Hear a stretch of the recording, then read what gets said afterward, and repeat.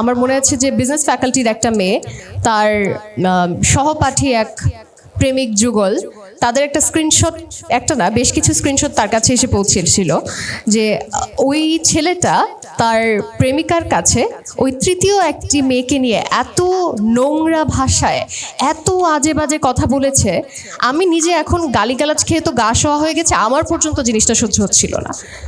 এত আজে বাজে কথা যে একটা মানুষের মাথায় আসতে পারে, কতটা বিকৃত মানসিকতার হলে আপনি চিন্তা করে দেখেন যে ঢাকা বিশ্ববিদ্যালয়ে এসে পড়ছে, এত বড় একটা জায়গায় স্বনামধন্য প্রতিষ্ঠানে স্বনামধন্য বিভাগে পড়ছে, তারপরেও তার ভেতরেও এটা রয়ে গেছে। আমরা যখন এখানে কথা বলছি, আমরা রাস্তা দিয়ে যাচ্ছি, আমাদের আশেপাশেই কিন্তু এই মানুষগুলো থাকে যারা আমাদেরকে নিয়ে এইসব নোংরা কথাগুলো বলে। বাংলাদেশে 20 থেকে 24 বছর বয়সীদের মধ্যে প্রতি 6 জনে একজন করে অনলাইন ভায়োলেন্সের শিকার হয়। কেউ একজন বলছিলেন আমরা যে ইনবক্স খুলি না, এই ব্যাপারটা তো এটা সত্য কেন? আমি প্রথম দিকে কি ভার্চুয়াল রিয়ালিটিতে মানুষজন যখন আমাদেরকে দেখে, আমাদেরকে একটা কনসেপ্ট হিসেবে দেখে। আমি ব্যক্তি মানুষ হিসেবে একটা মেয়ে, আমি ঢাকা বিশ্ববিদ্যালয়ে পড়ছি, আমি একটা মফস্বল থেকে এসেছি, মানুষ এভাবে কেউ চিন্তা করে না। মানুষ কনসেপ্টটা দেখে কি যে সে একটা রাজনৈতিক একটা জায়গায় গিয়েছে, ডাকসুর প্রতিনিধি, তাকে তো 2টা গালি দেওয়াই যায়, খুবই স্বাভাবিক ব্যাপার স্যাপার। এমনও হয়েছে যে কমেন্টে আপনাকে খুব অশ্লীল কিছু কেউ একজন বলেছে, কোনো এক নরম মুহূর্তে গিয়ে আপনার মনে হলো যে এই লোকটা আমাকে কেন এটা বললো, সে তো আমাকে ব্যক্তিগতভাবে চেনেও না। আপনি হয়তো তাকে জিজ্ঞেস করেছেন ইনবক্সে, মানে আমি ব্যক্তিগতভাবে এই কাজটা একবার করেছিলাম। আমি তাকে টেক্সট করে বলেছিলাম যে ভাইয়া, আমি দেখলাম যে আপনি আমাকে নিয়ে এরকম লিখলেন, কারণটা কি? তো তখন উনি আবার খুব দুঃখিত, উনি বলছিলেন যে আল্লাহ আপু, আমি তো ভাবিই নাই যে আপু আপনি এটা দেখবেন, এমনিতেই মন মেজাজ খারাপ ছিল, আমি তো এটা ভুলে বলে ফেলছি, আর কখনো হবে না, সরি আপু। ব্যাপারটা আসলে এরকমই। এমনও হয় যে আমাদের সাথে যখন রাস্তায় তার দেখা হয়, কেউ কেউ এসে ছবি তোলেন, খুব বলেন যে আপনাকে নিয়ে এত গর্বিত আমরা, এত ভালো লাগে, এবং আপনি যখন তার প্রোফাইলে ঢুকবেন তখন দেখবেন যে আপনাকে সে গালিগালাজ করে রেখেছে। ওই যে আপনাকে তারা একটা কনসেপ্ট হিসেবে দেখে। আমরা যারা একটু পাবলিক ফিগার টাইপের আছি, আমাদেরকে ঠিক মানুষ মনে হয় না, মানুষের মতো মনে হয়। একটু ফ্রাস্ট্রেশন, একটু রাগ, বস ঝাড়ি দিছে, বউ ঝগড়া করছে, যাই ওই মেয়েকে 2টা গালি দিয়ে আসি, ব্যাপারটা ঠিক এরকম।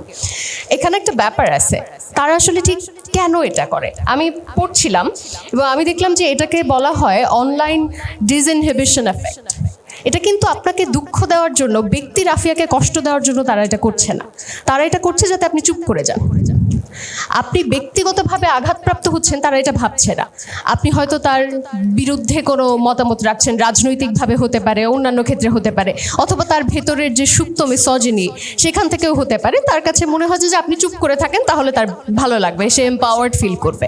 এটাই কিন্তু মূল কারণটা। আসলে আমি যদি নিজের অভিজ্ঞতার কথা বলি, There's this one time, এখন যদিও আমি ইনবক্স আসলে চেক করি না, আমি ডাকসুতে প্রথম যখন জিতেছি, এর আগে আমি আসলে খুব স্বাভাবিকভাবে, আমরা এখানে যারা আছি আমরা তো ভেতর থেকে নরম সরম মানুষ। প্রথমত আমরা একটা সাধারণ মেয়ে, আমি যেমন একটা মফস্বল থেকে উঠে এসেছি, কেউ আমার সাথে একটু অভিমানী গলায় কথা বললে, একটু রাগ করে কথা বললেই আমার মন খারাপ হতো।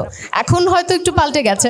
তো তখন আমি ঢুকে দেখলাম যে জনৈক ভদ্রলোক এবং মধ্যবয়সী, ওনার প্রায় আমার মায়ের চেয়েও উনি বয়সী হবেন, উনি দেখলাম আমাকে ইনবক্সে, টেক্সটে না, উনি আমাকে ভয়েস মেসেজ দিয়ে গালি দিয়েছেন এবং নোংরা ভাষায় গালিগালাজ করেছেন। আমি ভাবলাম যে আচ্ছা, আমি একটু দেখি তো আমি ওনার কী ক্ষতিটা করেছি।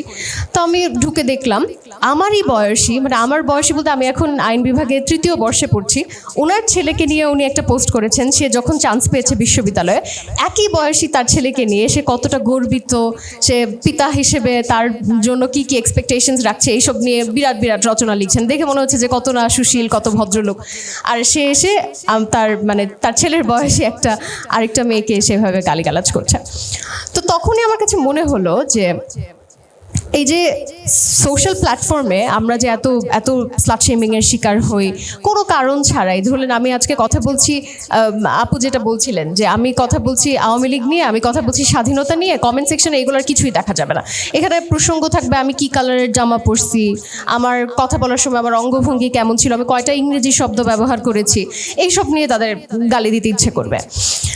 আসলে কি আরও একটা ভুল কনসেপ্ট আমাদের মাঝে আছে কি, আমরা ভাবি যে অনলাইনে বুলিংটা হয় শুধুমাত্র নোংরা ভাষায়, নোংরা কথায়, এই গালিগালাজে। ব্যাপারটা কিন্তু এরকম না। সূক্ষ্মভাবে ওই আমাদের যে বুলি করা হচ্ছে এটার একটা জাস্টিফিকেশন কিন্তু দাঁড় করানোর জন্য তাদের নেতারাও উপস্থিত থাকেন। আমি নাম বলছি না, আমাদের সংসদে সংরক্ষিত আসনে গেছেন আমার কাছের আপু, উনি আমি যখন বুলিড হয়েছিলাম আমি ওনাকে এখনও শ্রদ্ধা করি, তখনও করতাম। ওই সময় উনি এরকম একটা পোস্ট করেছিলেন যে নিজেকে জামাত বলে না, কিন্তু জামাতের হাতা কাটা শাখার লোকজনও এসে তার পক্ষে জাস্টিফিকেশন দিচ্ছে, আমরা আসলে বুঝছি তুমি কোন দল। এই ধরনের কথাবার্তা যখন আপনি বলেন তখন কিন্তু আপনি সূক্ষ্মভাবে আরেকটা মেয়েকে যে বুলি করা হচ্ছে এটার জাস্টিফিকেশন দাঁড় করিয়ে দেন। আপনি যারা তাকে গালাগালি করছে এই করছে এই ব্যাপারে আপনার কোনো মাথা ব্যথা নেই, আপনি বরং আপনার যে নেতাকর্মীরা আপনার পেছনে আছে, আপনি একটা কথা বললেই যারা ঝাঁপিয়ে পড়ে ওই লোকটাকে আঘাত করবে, হামলা করবে। আমাদের আসলে সব জায়গা থেকেই সচেতন হওয়া দরকার। আপু যেমন বলছিলেন যে প্রক্টোরিয়াল অফিস আমরা এত বেশি দৌড়াদৌড়ি করেছি এই প্রসঙ্গে, আমার মনে আছে যে বিজনেস ফ্যাকাল্টির একটা মেয়ে, তার সহপাঠী এক প্রেমিক যুগল, তাদের একটা স্ক্রিনশট, একটা না বেশ কিছু স্ক্রিনশট তার কাছে এসে পৌঁছেছিল যে ওই ছেলেটা তার প্রেমিকার কাছে ওই তৃতীয় একটি মেয়েকে নিয়ে এত নোংরা ভাষায় এত আজে বাজে কথা বলেছে, আমি নিজে এখন গালিগালাজ খেয়ে তো গা শোয়া হয়ে গেছে, আমার পর্যন্ত জিনিসটা সহ্য হচ্ছিল না। এত আজে বাজে কথা যে একটা মানুষের মাথায় আসতে পারে, কতটা বিকৃত মানসিকতার হলে আপনি চিন্তা করে দেখেন যে ঢাকা বিশ্ববিদ্যালয়ে এসে পড়ছে, এত বড় একটা জায়গায় স্বনামধন্য প্রতিষ্ঠানে স্বনামধন্য বিভাগে পড়ছে, তারপরেও তার ভেতরেও এটা রয়ে গেছে। আমরা যখন এখানে কথা বলছি, আমরা রাস্তা দিয়ে যাচ্ছি, আমাদের আশেপাশেই কিন্তু এই মানুষগুলো থাকে যারা আমাদেরকে নিয়ে এইসব নোংরা কথাগুলো বলে। আসলে দিন শেষে হয় কি, আমরা যখন ভাবি যে কি সমাধান করা যায়, একটা জিডি করবো, এই করবো সেই করবো, আমি আইনের ছাত্রী হিসেবে আমি পেনাল কোড পড়েছি, আমি সিআরপিসি পড়েছি, সিপিসি পড়েছি, আমি নিজেও কনফিউজ থাকি।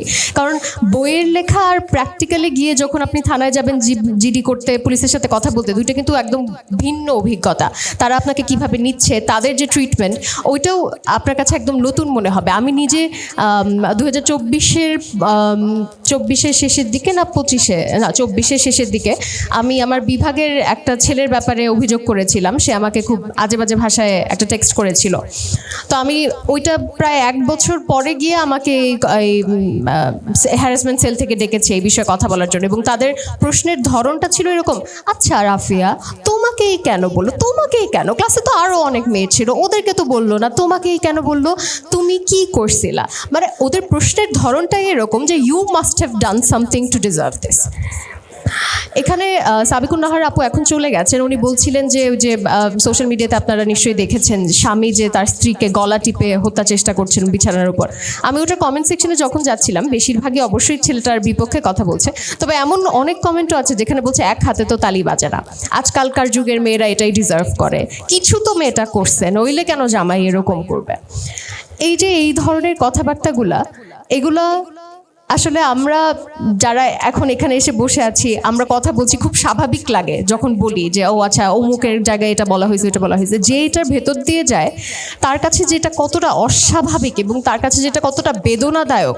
আমি যখন এই যে মাত্র যখন আমি বললাম যে হ্যারাসমেন্ট সেল থেকে এই ধরনের প্রশ্ন করা হয়, তখন মনে হয় যে ও আচ্ছা তার মানে ওরা খুব একটা প্রফেশনাল না, ওরা এরকম, দ্যাটস ইট। কিন্তু আমি যখন ওই জায়গাটায় বসেছিলাম, আমার ইচ্ছা করছিল যে আমি কান্না করে দিই। মানে তাদের কথাবার্তার ধরনই এরকম যে তুমি কিছু একটা করছো যেটার রিয়াকশনে তোমার সাথে এমন করা হয়েছে। এটা আসলে যুগ যুগ ধরে চলে আসছে। আমি যদি বলি যে ইতিহাসের সবচেয়ে পুরনো যে কবি, সে একজন নারী ছিলেন এনহেদুয়ের নামে, মেসোপটেমিয়ান সভ্যতার, তার সময়ও তাই হয়েছিল, তার বিপক্ষেও এরকমই হয়েছিল। এখন এত আপনি আশা করে থাকবেন যে এই যে 2000 সালে এসে জিনিসটা পাল্টাবে, কিন্তু ইট ইজন্ট সো। দেখা যাচ্ছে যে ভার্চুয়াল রিয়ালিটির কারণে আমাদের আরও বেশি এই জায়গাটায় ভালনারেবল হতে হচ্ছে। এখন করণীয়টা কি? আমরা খুব সহজভাবে বলি যে সোশ্যাল অ্যাওয়ারনেস করা লাগবে, একটা সেমিনার করা লাগবে, এই করা লাগবে, এই করা লাগবে। আসলে কি এগুলো কোনো কাজে দেয়? দিন শেষে আমরা এখন কথা বলছি, আমরা কিছু ভাবছি, এই বাসা থেকে যাব, রিক্সা করে বাসায় যাব, তারপর আমাদের আসলে এই ব্যাপারে খুব একটা মাথা ব্যথা থাকবে না। এটাই সত্য কথা, কারণ আমরা এত বেশি দৌড়েছি এটার পেছনে, এবং দিন শেষে আমাদের মনে হয়েছে যে মানে এই জিনিসটা আর ঠিক করার কিছু নাই। কিন্তু আমি বলবো আমাদের যে আইনগুলো এখনো পর্যন্ত আছে অবশ্যই রিফর্মস কিছুর দরকার, কিন্তু যতটুকু আছে এটার অ্যাপ্লিকেশনও কিন্তু হয় না। আমাদের আসলে সবার আগে আমাদের বিচার ব্যবস্থা এবং আমাদের যে পুলিশ ব্যবস্থা আছেন এই জায়গাটায় হাত দেওয়া উচিত, যাতে একটা মেয়ে যখন একটা ভালনারেবল সিচুয়েশনে গিয়ে সে একটা জিডি করতে চায় যে আমাকে অমুক ছেলেটা এই কথাটা বলছে, তারা যাতে একটা ন্যূনতম মানে সহমর্মিতার সাথে ওই জিডিটা নেয় এবং তাকে এমন ফিল না করায় যে না তুমি তো কিছু একটা করছো। অথবা আমরা যখন এই যে শিক্ষা প্রতিষ্ঠানে বলছি, আমি তো ঢাকা বিশ্ববিদ্যালয়ের অভিজ্ঞতার কথাই বললাম যে হ্যারাসমেন্ট সেল থেকে এই ধরনের প্রশ্ন করা হচ্ছিল। তো এই যে আমার সাথে যারা কথা বলছিলেন তারা সুশীল সমাজের অংশ, বিখ্যাত লোকজন, তাদের চিন্তা ভাবনার ধরনই যদি এমন হয় তাহলে তো আসলে ওই কোন গ্রামের কে কি লিখেছে তাদেরকে দোষ দেওয়া যায় না। তো আমাদের আসলে শুরু করতে হবে একদম নিচু স্তর থেকে। আপু যেমন বলছিলেন যে শিক্ষা ব্যবস্থায় যদি আমরা এরকম একটা পাঠ রাখতে পারি যে অন্যদেরকে এরকম বলা যাবে না, এভাবেই করা যাবে না, অন্তত একটা মানুষের সাথে ইন্টারাকশনের ক্ষেত্রে কী ধরনের ভাষা আমরা ব্যবহার করব, এইগুলো পাঠ যদি আমাদের শিক্ষা ব্যবস্থার সাথে যুক্ত করা যায়, যেহেতু আমাদের সাংসদরা উপস্থিত আছেন, তারা পলিসি ফর্মুলেট করবেন, আমি তাদের উদ্দেশ্যে বলতে চাই। এবং একই সাথে রাজনৈতিক দলগুলোর প্রতি আমার অনুরোধ থাকবে যে আপনারা আপনাদের নিজেদের কর্মীদের দীক্ষিত করার জন্য কিছু কর্মশালার আয়োজন করুন। আপনারা আপনাদের ঘর থেকেই শুরু করুন, আপনাদের কর্মীদেরকে আগে ভালো করুন, তারপরে আপনি অন্যদের কর্মীর দিকে হাত তুলবেন।